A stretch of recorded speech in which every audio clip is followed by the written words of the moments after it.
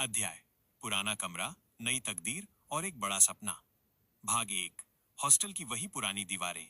दिल्ली लौटने के बाद ढोल नगाड़ों और स्वागत समारोह से निकलकर तीनों दोस्त राघव, रोहित और रहमत वापस अपने उसी पुराने हॉस्टल के कमरे रूम नंबर 302 में आ गए। कमरा बिल्कुल वैसा ही था जैसा वे छोड़कर गए थे। छत का पंखा खटखट आवाज कर रहा था।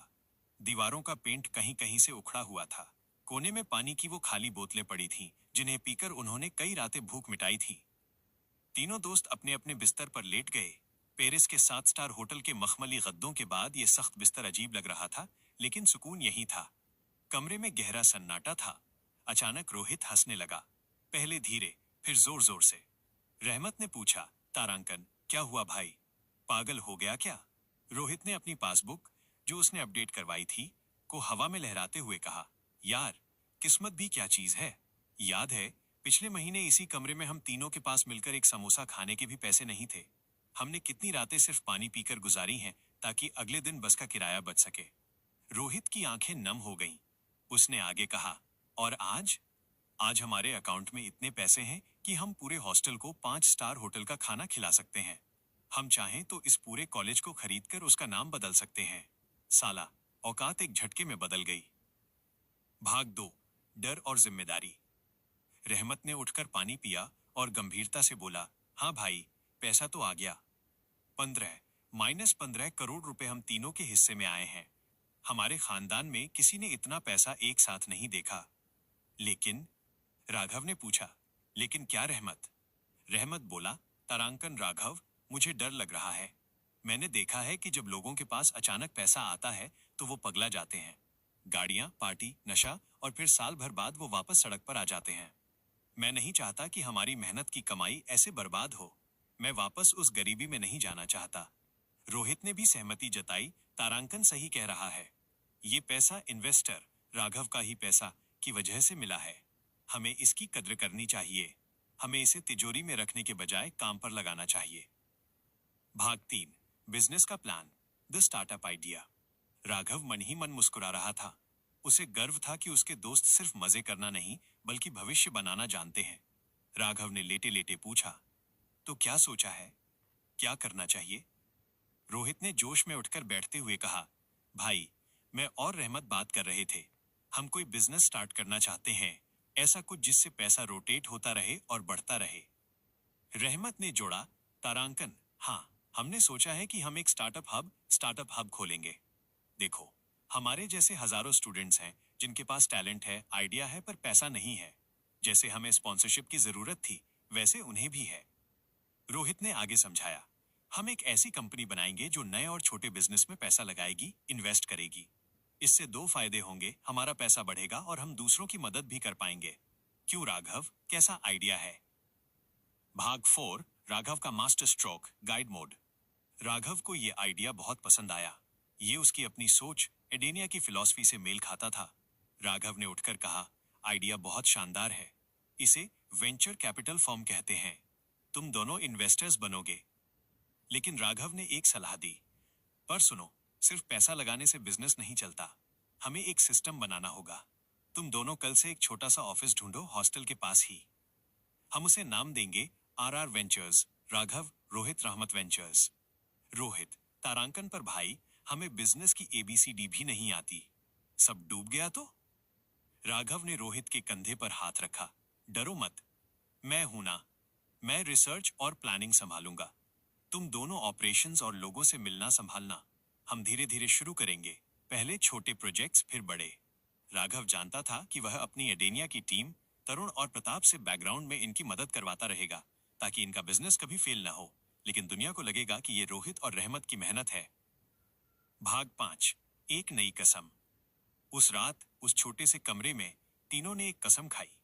रोहित ने अपना हाथ आगे बढ़ाया, फिर रहमत ने, और अंत में राघव ने अपना हाथ उनके ऊपर रखा। रोहित ने कहा, कसम खाते हैं, ये पैसा हमें बदलेगा नहीं। हम वही रहेंगे जो हम कल थे। न घमंड करेंगे, न दोस्तों को भूलेंगे। रहमत ने कहा, और इस पैसे का इस्तेमाल सिर्फ अपनी भलाई के लिए नहीं, दूसरों की मदद के लिए भी करेंगे। राघव ने मुस्कुराते हुए कहा, तो चलो, कल से नई शुरुआत। आज रात चैन से सोते हैं, क्योंकि कल से हम स्टूडेंट्स नहीं, बिजनेसमैन हैं।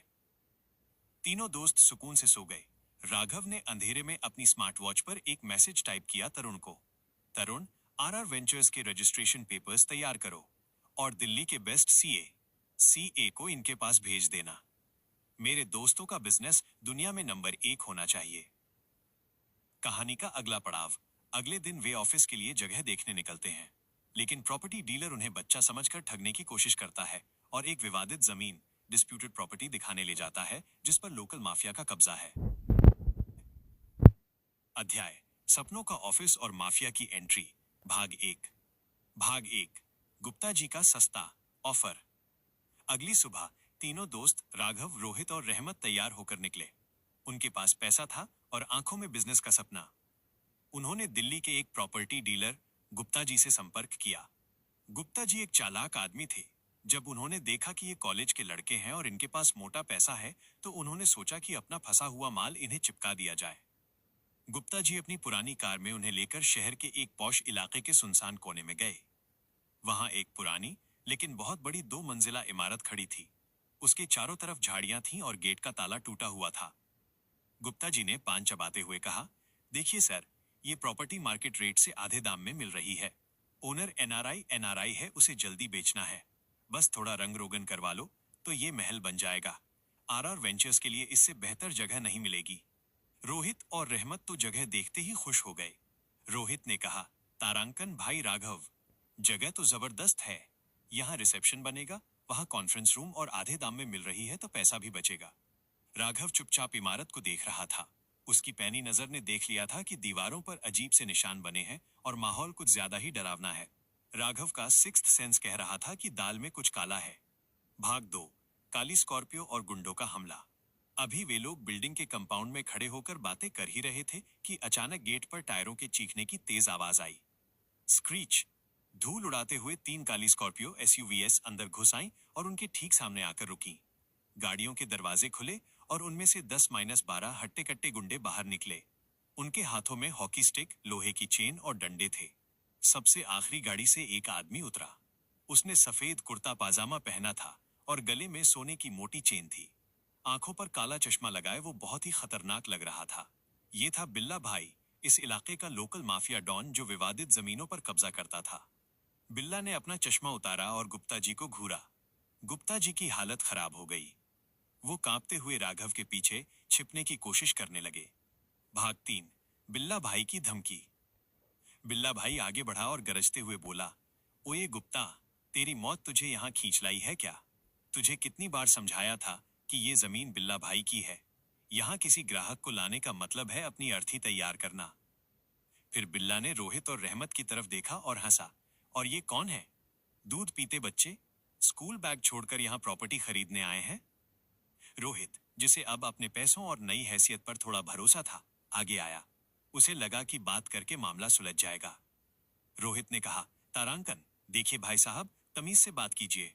हम यहाँ लीगल तरीके से प्रॉपर्टी खरीदने आए हैं। अगर कोई गड़बड़ है तो हम पुलिस को बुला लेंगे। ये सुनते ही बिल्ला और उसके गुंडे जोर जोर से हंसने लगे। बिल्ला ने रोहित के करीब आकर उसका कॉलर पकड़ लिया और उसे झटका दिया।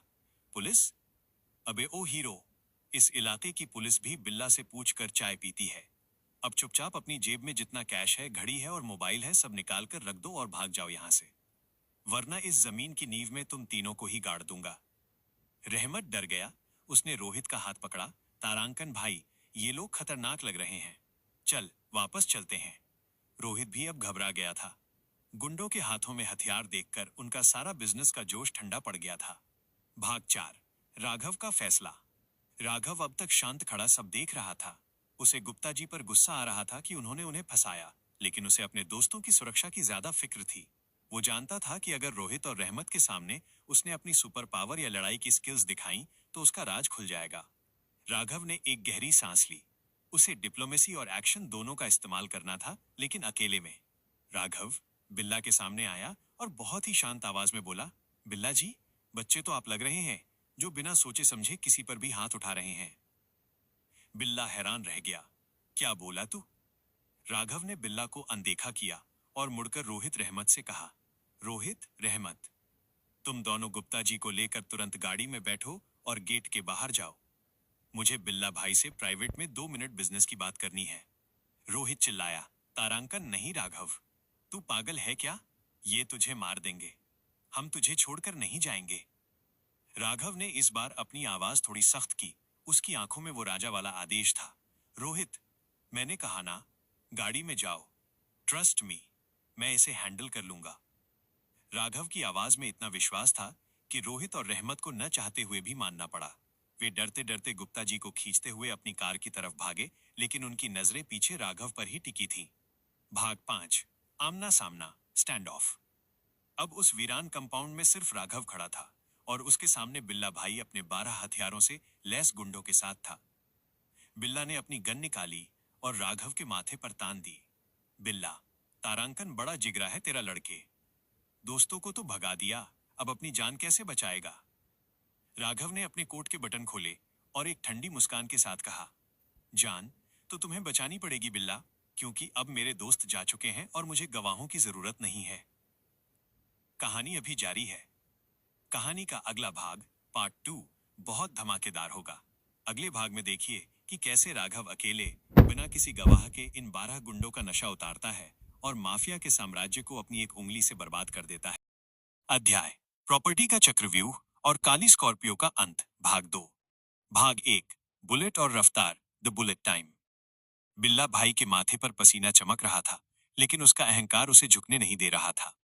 उसके सामने सिर्फ एक निहत्था कॉलेज स्टूडेंट खड़ा था। बिल्ला ने दांत पीसते हुए कहा, मरने की बहुत जल्दी है तुझे।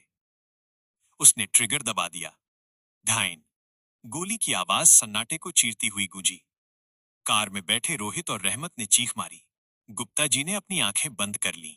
उन्हें लगा राघव का खेल खत्म, लेकिन धूल के गुबार के बीच राघव अपनी जगह पर खड़ा नहीं था।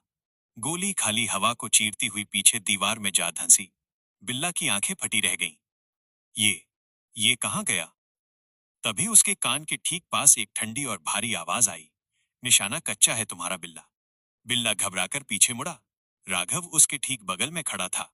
राघव ने बिल्ला के हाथ पर एक हल्का सा वार चॉप किया।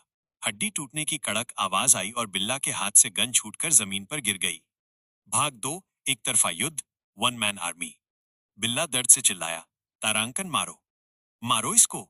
उसके 12 गुंडे, जिनके हाथों में लोहे की चेन और डंडे थे, राघव पर एक साथ टूट पड़े। राघव के लिए ये सब स्लो मोशन जैसा था।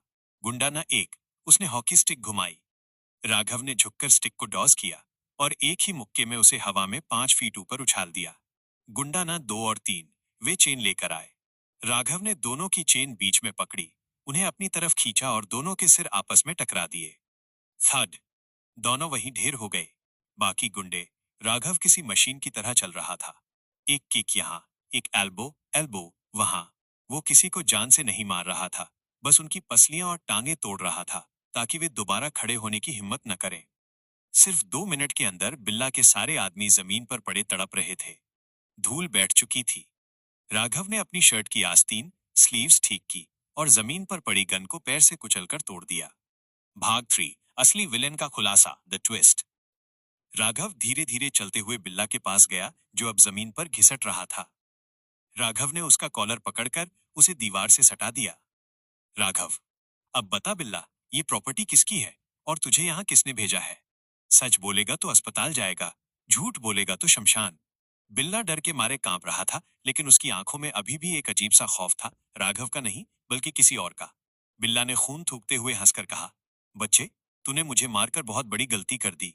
तुझे लगता है मैं यहाँ का बॉस हूँ? मैं तो बस प्यादा हूँ। राघव ने अपनी पकड़ मजबूत की, तो वजीर कौन है? बिल्ला ने कांपती आवाज में कहा, ये property gangster politician Gajraj Singh को चाहिए।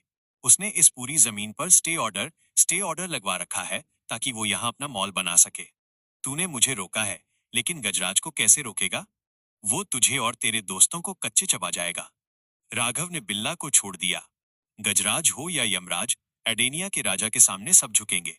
जा, भाग जा यहाँ से, और अपने गजराज से कह देना कि इस प्रॉपर्टी का नया मालिक आ गया है। बिल्ला अपनी जान बचाकर अपने लंगड़ाते हुए साथियों के साथ गाड़ियों में भरा और वहां से भाग निकला। भाग 4, राघव का झूठ और दोस्तों की वापसी। जैसे ही गाड़ियां गईं, राघव ने तुरंत अपने कपड़े झाड़े, अपने बाल बिखेरे और चेहरे पर एक घबराया हुआ भाव ले आया। कुछ ही पलों में रोहित और रहमत की कार अंदर आई। रोहित दौड़ता हुआ बाहर निकला और राघव को गले लगा लिया। भाई, तू ठीक है? वो लोग कहाँ गए? हमने गोली की आवाज सुनी थी। राघव ने गहरी सांस लेने का नाटक करते हुए कहा, यार, बाल बाल बच गए। वो गोली उन्होंने डराने के लिए हवा में चलाई थी। फिर मैंने तुरंत मिस्टर खन्ना, इन्वेस्टर को वीडियो कॉल कर दिया। जैसे ही बिल्ला ने मिस्टर खन्ना का चेहरा देखा, वो पहचान गया। मिस्टर खन्ना ने पुलिस कमिश्नर को लाइन पर ले लिया। पुलिस का नाम सुनते ही वो लोग डरकर भाग गए। रहमत ने राहत की सांस ली। तारांकन यार, तेरा इन्वेस्टर तो सच में जादूगर है, वरना आज तो हम मारे जाते। गुप्ता जी, प्रॉपर्टी डीलर, अभी भी कांप रहे थे। उन्होंने कहा, साहब वो लोग तो चले गए, लेकिन मेरी मानिए तो ये प्रॉपर्टी छोड़ दीजिए। बिल्ला ने जो नाम लिया, गजराज सिंह, वो बहुत बड़ा आदमी है। वो हम सबको मरवा देगा। रोहित ने गुस्से में कहा, तारांकन, अब तो हम यही ऑफिस लेंगे। राघव ने उन्हें भगा दिया है, अब किस बात का डर? राघव ने गुप्ता जी को शांत किया। गुप्ता जी, आप कागज तैयार कीजिए। गजराज सिंह को मैं, मतलब मेरे इन्वेस्टर देख लेंगे। भाग 5, रजिस्ट्रार ऑफिस में रुकावट। कहानी यहाँ खत्म नहीं हुई। दोपहर को वे तीनों और गुप्ता जी रजिस्ट्रार ऑफिस कचहरी गए ताकि प्रॉपर्टी अपने नाम करवा सकें। राघव ने सोचा था कि पैसे फेंक कर काम हो जाएगा, लेकिन जैसे ही उन्होंने फाइल जमा की, रजिस्ट्रार सरकारी बाबू ने कंप्यूटर में चेक किया और फाइल बंद कर दी। रजिस्ट्रार ने चश्मा उतारते हुए रूखेपन से कहा, यह रजिस्ट्री नहीं हो सकती। रोहित, तारांकन क्यों? हमारे पास पूरे पैसे हैं, पेपर क्लियर हैं। रजिस्ट्रार ने धीरे से फुसफुसाते हुए कहा, लड़कों, इस प्रॉपर्टी पर ऊपर से रेड फ्लैग लगा हुआ है। विधायक गजराज सिंह का ऑफिस से फोन आया था कि इस फाइल को फ्रीज कर दिया जाए। अगर मैंने साइन किए तो मेरी नौकरी और जान दोनों जाएगी। आप लोग कहीं और देख लो। रोहित और रहमत का दिल टूट गया। इतना पैसा, इतनी लड़ाई, और अब सिस्टम ने उन्हें रोक दिया। रोहित निराश होकर बोला, तारांकन, राघव, छोड़ यार, हम कोई और जगह देख लेते हैं। बड़े लोगों से लड़ना हमारे बस की बात नहीं है। लेकिन राघव की आंखों में एक अलग ही आग थी। ये अब सिर्फ एक ऑफिस की बात नहीं थी, ये उसके दोस्तों के सपने और उसके अहंकार की बात थी। राघव ने फाइल उठाई और रजिस्ट्रार से कहा, थैंक यू सर, हम देख लेंगे। बाहर आकर राघव ने दोस्तों से कहा, तुम लोग हॉस्टल जाओ, मुझे इन्वेस्टर के वकील से मिलना है। ये प्रॉपर्टी तो हम ही लेंगे, चाहे इसके लिए पूरा सिस्टम हिलाना पड़े। भाग 6, तरुण के साथ सीक्रेट मीटिंग। दोस्तों को भेजने के बाद राघव ने अपनी ब्लैक हुडी पहनी और एक सुनसान पार्क में गया। वहां एक बेंच पर तरुण लैपटॉप लेकर बैठा था। राघव, तारांकन, तरुण, उस गजराज सिंह की कुंडली निकालो। मुझे जानना है कि उसकी कमजोरी क्या है। वो मेरी जमीन पर कब्जा करके बैठा है। तरुण, तारांकन, बॉस, मैंने चेक किया है। गजराज सिंह सिर्फ पॉलिटिशियन नहीं है, वो सिंडिकेट का फाइनेंसर भी है। उसका बहुत सारा काला धन प्रॉपर्टी में लगा है। और सबसे बड़ी बात, उसने कल रात एक सीक्रेट शिपमेंट मंगवाई है जो आज रात बंदरगाह पोर्ट पर आने वाली है। राघव मुस्कुराया। शिपमेंट? बहुत बढ़िया। अगर हम उसकी शिपमेंट उड़ा दें तो वो खुद मेरे पास आएगा। तरुण, तारांकन, बॉस, लेकिन उसमें बहुत खतरा है। उसके पास अपनी प्राइवेट आर्मी है।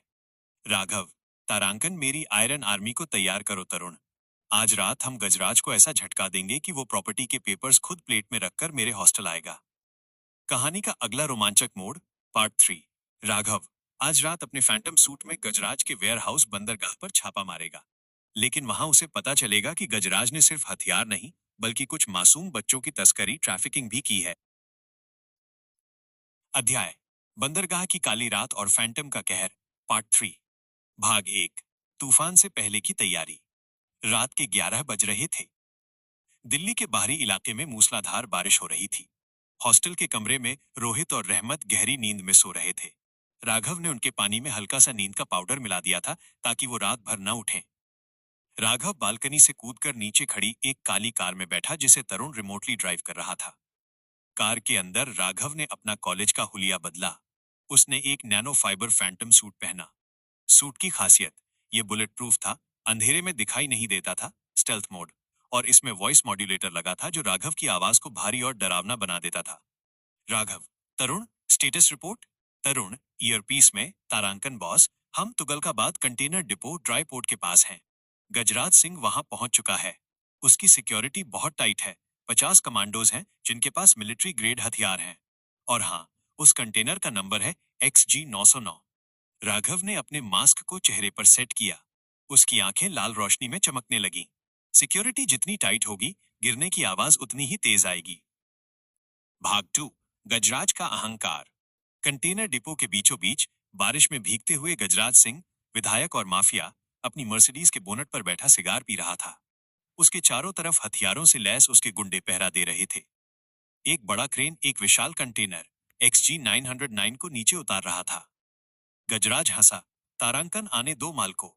इस एक कंटेनर से इतना पैसा आएगा कि मैं दिल्ली की आधी जमीन खरीद लूंगा। वो कॉलेज के लौंडे मेरा क्या बिगाड़ लेंगे।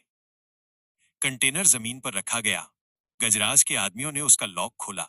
गजराज ने अंदर झांक कर देखा और खुश हो गया। कंटेनर में ऊपर तो चावल की बोरियां थीं, लेकिन उनके पीछे हथियारों के बक्से और ड्रग्स छिपाए गए थे। लेकिन तभी गजराज ने कुछ और देखा। कंटेनर के सबसे पिछले हिस्से में अंधेरे में दुबके हुए 20-25 छोटे बच्चे थे। वे डरे हुए थे, रो रहे थे और जंजीरों से बंधे थे। यह है चाइल्ड ट्रैफिकिंग, बच्चों की तस्करी का मामला था। गजराज ने बेपरवाही से कहा, तारांकन, इन बच्चों को कल सुबह तक बॉर्डर पार भेज देना। इनके अंगों ऑर्गन्स की अच्छी कीमत मिलेगी। भाग 3। शैतान का आगमन, एंटर द फैंटम। गजराज की ये बात एक इंसान ने सुन ली थी, जो कंटेनर के ठीक ऊपर बारिश के अंधेरे में बैठा था। राघव ने अपने मास्क के एक्स-रे विजन से उन बच्चों को देख लिया था। उसका खून खौल उठा। प्रॉपर्टी की बात अब बहुत पीछे छूट गई थी। अब मामला मासूमों की जान का था। राघव ने मुट्ठी भींची और फुसफुसाया, गजराज, तूने आज अपनी मौत को दावत दी है। आज कोई नहीं बचेगा। Action begins. अचानक डिपो की सारी बड़ी फ्लडलाइट्स एक साथ बुझ गईं। दीप। चारों तरफ गहरा अंधेरा छा गया। गजराज के गुंडे घबरा गए। उन्होंने अपनी टॉर्च जलाई। कौन है? लाइट किसने काटी? तभी अंधेरे से एक चीख सुनाई दी। आह! एक गुंडा जो कंटेनर के पास खड़ा था, अचानक हवा में गायब हो गया, जैसे किसी अदृश्य शक्ति ने उसे ऊपर खींच लिया हो। गजराज चिल्लाया, तारांकन, फायर! जो भी दिखे उसे भून दो। गुंडों ने अंधेरे में अंधाधुंध गोलियां चलानी शुरू कर दी। रैट तट तट तट। भाग 4। फैंटम का तांडव, द मैसेकर। बिजली कड़की और उस रोशनी में गजराज ने देखा, एक काला साया, शैडो, उसके आदमियों के बीच कूद रहा था। रफ्तार। राघव इतनी तेज था कि गोलियां उसे छू भी नहीं पा रही थीं। ताकत। उसने एक गुंडे को लात मारी और वो गुंडा 20 फीट दूर जाकर लोहे के कंटेनर से टकराया। कंटेनर में डेंट डेंट पड़ गया। गैजेट्स। राघव ने अपनी कलाई से शॉकवेव ग्रेनेड्स फेंके। धमाका हुआ, लेकिन आग वाला नहीं, बल्कि बिजली के झटके वाला। एक साथ 10 गुंडे करंट लगने से बेहोश हो गए। गजराज अपनी कार की तरफ भागा। राघव ने देखा कि गजराज भाग रहा है। राघव ने एक लोहे की रॉड उठाई और पूरी ताकत से कार की तरफ फेंकी। क्रैश। रॉड मर्सिडीज के इंजन के आर पार हो गई। गाड़ी वहीं बंद हो गई। अब मैदान में सिर्फ गजराज और फैंटम, राघव बचे थे। बाकी 50 गुंडे जमीन पर ढेर हो चुके थे। भाग 5। गजराज का अंत और बच्चों की आजादी। गजराज कीचड़ में गिरता पड़ता पीछे हट रहा था। उसके हाथ में गन थी, लेकिन उसके हाथ इतने कांप रहे थे कि वो चला नहीं पा रहा था। राघव धीरे धीरे उसकी तरफ बढ़ा। बारिश की बूंदें राघव के काले सूट से फिसल रही थी। राघव ने गजराज का गला पकड़ा और उसे हवा में उठा लिया, एक हाथ से। राघव की आवाज, वॉइस मॉड्यूलेटर के कारण भारी और डरावनी, तुम इंसान कहलाने लायक नहीं हो गजराज। मासूम बच्चों का सौदा करते हो। गजराज का सांस घुट रहा था। तारांकन, मुझे मुझे छोड़ दो। मैं तुम्हें पैसा दूंगा। जितना चाहिए ले लो। राघव ने उसे जमीन पर पटका। पैसा तो मेरे पास इतना है कि तेरी 7 पीढ़ियां बिक जाएं। मुझे वो चाहिए जो तूने रोका है। राघव ने अपनी जेब से एक कागज, प्रॉपर्टी के पेपर्स और एक पेन निकाला जो वो साथ लाया था। इस पर साइन कर और अभी के अभी रजिस्ट्रार को फोन करके बोल कि RR वेंचर्स की फाइल क्लियर करे, वरना अगली बार तुझे हवा में नहीं, पाताल में गाड़ दूंगा। गजराज ने रोते हुए तुरंत पेपर्स पर साइन किए। उसने कांपते हाथों से रजिस्ट्रार को वॉइस मैसेज भेजा, तारांकन, अरे मरवाओगे क्या? वो फाइल तुरंत पास करो। वो लड़के जो मांग रहे हैं दे दो। इसके बाद राघव ने गजराज को एक लोहे के खंबे से बांध दिया। राघव कंटेनर की तरफ गया। उसने अपने लेजर कटर से ताला तोड़ा। बच्चों ने जैसे ही इस नकाबपोश को देखा, वो डर गए। राघव घुटनों पर बैठा और अपनी आवाज को नॉर्मल, बिना मॉड्यूलेटर के करके बहुत प्यार से बोला, डरो मत बच्चों, मैं तुम्हें बचाने आया हूं। अब कोई तुम्हें चोट नहीं पहुंचाएगा। उसने तरुण को सिग्नल भेजा। तरुण, पुलिस और मीडिया को एनोनिमस टिप भेजो। उन्हें बताओ कि गजराज सिंह यहाँ हथियारों और बच्चों के साथ पकड़ा गया है और सुनिश्चित करो कि इन बच्चों को सही सलामत घर भेजा जाए। भाग 6, सुबह का सूरज और जीत। अगली सुबह हॉस्टल के कमरे में रोहित और रहमत जागे। उनके सिर में हल्का दर्द था, नींद की वजह से। रोहित ने अंगड़ाई ली और देखा कि राघव पहले से नहा धोकर अखबार पढ़ रहा है। रोहित, तारांकन। अरे भाई, कल रात तो पता नहीं कैसे इतनी गहरी नींद आ गई, जैसे घोड़े बेचकर सोए हों। रहमत, तारांकन, हाँ यार, और मूड भी खराब है। वो ऑफिस तो हाथ से गया ना। राघव ने मुस्कुराते हुए अखबार का फ्रंट पेज उनकी तरफ कर दिया। हेडलाइन, तारांकन विधायक गजराज सिंह बच्चों की तस्करी करते रंगे हाथों पकड़े गए। एक अज्ञात विजिलेंटे ने किया भंडाफोड़। गजराज का पूरा साम्राज्य सील। रोहित की आंखें फटी रह गईं। तारांकन क्या? गजराज पकड़ा गया? मतलब मतलब अब वो हमें नहीं रोकेगा? तभी रोहित का फोन बजा। स्क्रीन पर नाम था रजिस्ट्रार ऑफिस। रोहित ने फोन उठाया और स्पीकर पर डाला। रजिस्ट्रार, मिठाई जैसी मीठी आवाज में, हेलो रोहित सर। अरे सर, बहुत बड़ी गलती हो गई थी कल। वो दरअसल सिस्टम में ग्लिच था। आपकी फाइल क्लियर हो गई है। गजराज जी का खुद मैसेज आया था। आप लोग आकर अपने ऑफिस की चाबी और पेपर्स ले जा सकते हैं। मुबारक हो। रोहित और रहमत खुशी से पागल होकर बेड पर कूदने लगे। राघव, सुन रहा है? ऑफिस मिल गया। अपना ऑफिस मिल गया भाई। राघव बस मुस्कुरा रहा था। उसे पता था कि इस जीत के पीछे कल रात का कितना बड़ा तूफान था। भाग 7, नए ऑफिस में पहला कदम। उसी शाम तीनों दोस्त अपने नए ऑफिस आरआर वेंचर्स के अंदर खड़े थे। जगह अब पूरी तरह उनकी थी। दीवारों पर ताजा पेंट था। शीशे की बड़ी खिड़कियों से शहर का नजारा दिख रहा था। रहमत ने राघव को गले लगाया।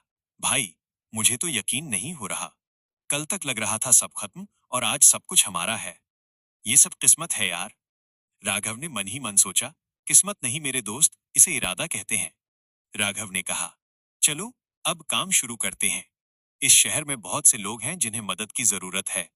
हमारा ऑफिस सिर्फ पैसा नहीं कमाएगा, उम्मीद बांटेगा। तीनों ने एक दूसरे के हाथ पर हाथ रखा और अपने नए सफर की शुरुआत की। अध्याय, आरआर वेंचर्स का उदय। भाग 1, नई शुरुआत और मास्टरमाइंड अनन्या। भाग 1, ऑफिस का पहला दिन और रोहित का गोल्डन शॉक। गजराज सिंह के जेल जाने और ऑफिस के पेपर्स मिलने के 10 दिन बाद आरआर वेंचर्स का ऑफिस पूरी तरह तैयार था। दिल्ली के पॉश इलाके में स्थित ये ऑफिस बाहर से जितना शांत था, अंदर से उतना ही मॉडर्न। कांच की दीवारें, इंपोर्टेड फर्नीचर और हाई स्पीड इंटरनेट, सब कुछ वर्ल्ड क्लास था। लेकिन अंदर का माहौल थोड़ा अजीब था। राघव जब सुबह ऑफिस पहुंचा तो उसने देखा कि रोहित एक अजीब सी कुर्सी पर बैठा है। वो कुर्सी पूरी तरह सुनहरे रंग, गोल्डन की थी और देखने में किसी राजा के सिंहासन जैसी लग रही थी। राघव ने माथा पीट लिया। रोहित, ये क्या है? हम यहाँ स्टार्टअप्स में इन्वेस्ट करने आए हैं या किसी शादी के रिसेप्शन में बैठे हैं? ये गोल्डन कुर्सी ऑफिस में? रोहित ने गर्व से कुर्सी पर घूमते हुए कहा।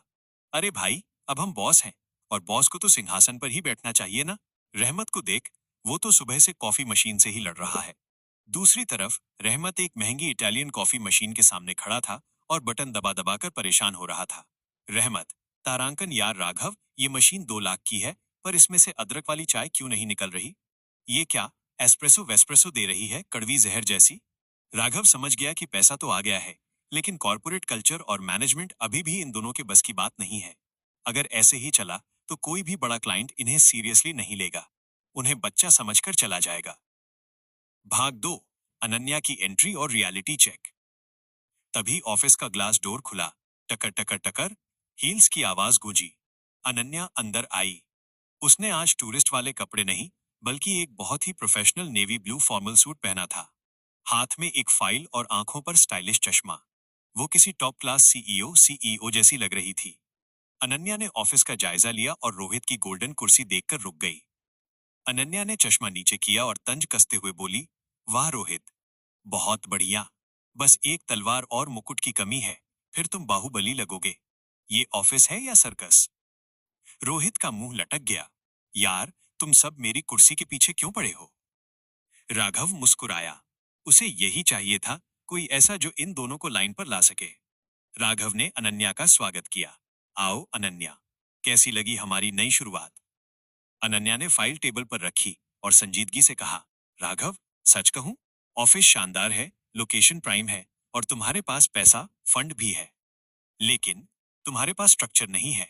रोहित और रहमत दिल के बहुत अच्छे हैं, लेकिन अगर कल कोई बड़ा बिजनेसमैन यहाँ मीटिंग के लिए आया तो वो इन्हें सीरियसली नहीं लेगा।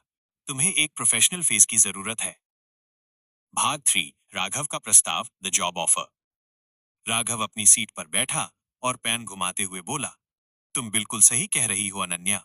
हमें एक ऐसे इंसान की जरूरत है जो मैनेजमेंट संभाल सके, जिसे क्लास की समझ हो और जो क्लाइंट्स के सामने हमारी इमेज बना सके, जो डिजाइन, पीआर और ऑपरेशंस देखे। अनन्या ने सिर हिलाया। तारांकन, हाँ, तो इंटरव्यू लेना शुरू करो।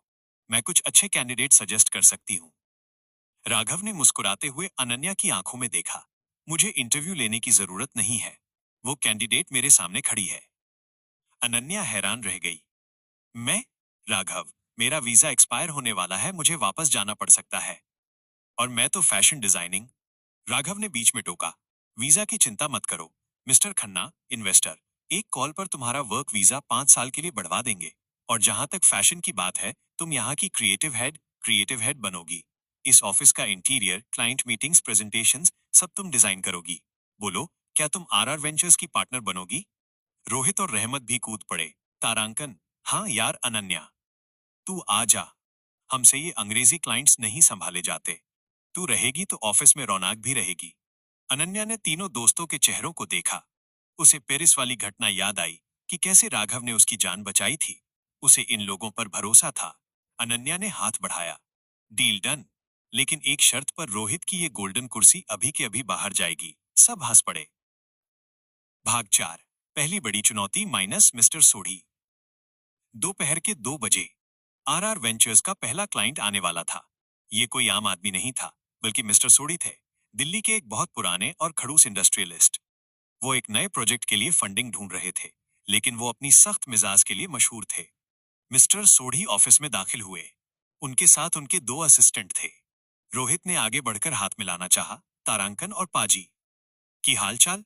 मिस्टर सोढ़ी ने रोहित को घूरकर देखा और हाथ नहीं मिलाया।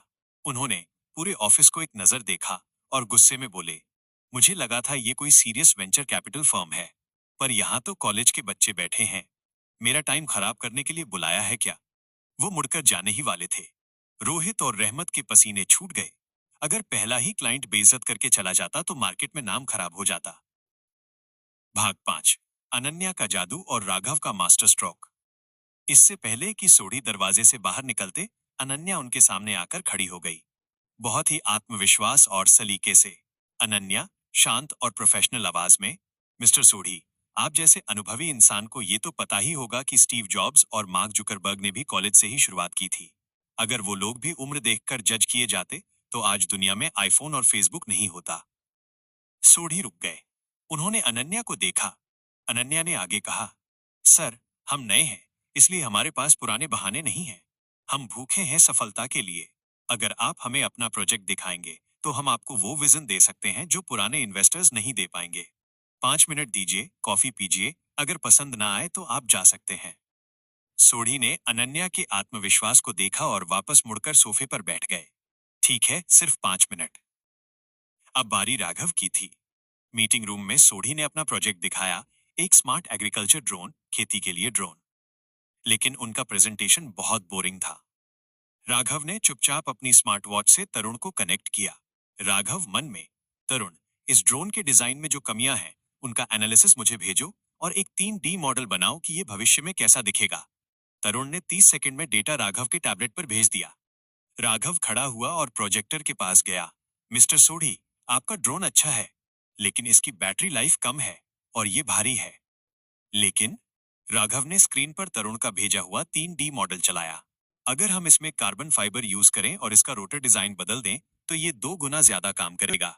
और हम आरआर वेंचर पर तरुण का भेजा हुआ 3D मॉडल चलाया। अगर हम इसमें कार्बन फाइबर यूज करें और इसका रोटर डिजाइन बदल दें तो ये 2 गुना ज्यादा काम करेगा। और हम आरआर वेंचर्स आपको न सिर्फ पैसा देंगे, बल्कि ये तकनीक, टेक्नोलॉजी भी प्रोवाइड करेंगे। सोढ़ी स्क्रीन देखकर हैरान रह गए। जो कमी उनके इंजीनियर 6 महीने में नहीं पकड़ पाए, इस लड़के ने 5 मिनट में बता दी और हल भी दे दिया।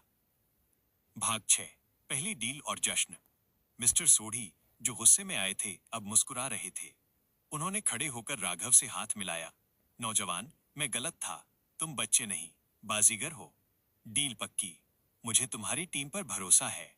सोढ़ी ने 5 करोड़ की इन्वेस्टमेंट डील साइन की। आरआर वेंचर्स उन्हें फंड करेगा और बदले में उनकी कंपनी का 20% हिस्सा लेगा। जैसे ही सोढ़ी गए, ऑफिस में जश्न शुरू हो गया। रोहित, तारांकन भाई, मान गए अनन्या को। क्या डायलॉग मारा स्टीव जॉब्स वाला। सोढ़ी तो वहीं पिघल गया। अनन्या हंसी। तारांकन और राघव, तुमने वो टेक्निकल डेटा कहाँ से निकाला? तुम तो कॉमर्स के स्टूडेंट हो ना? राघव ने बात संभाली।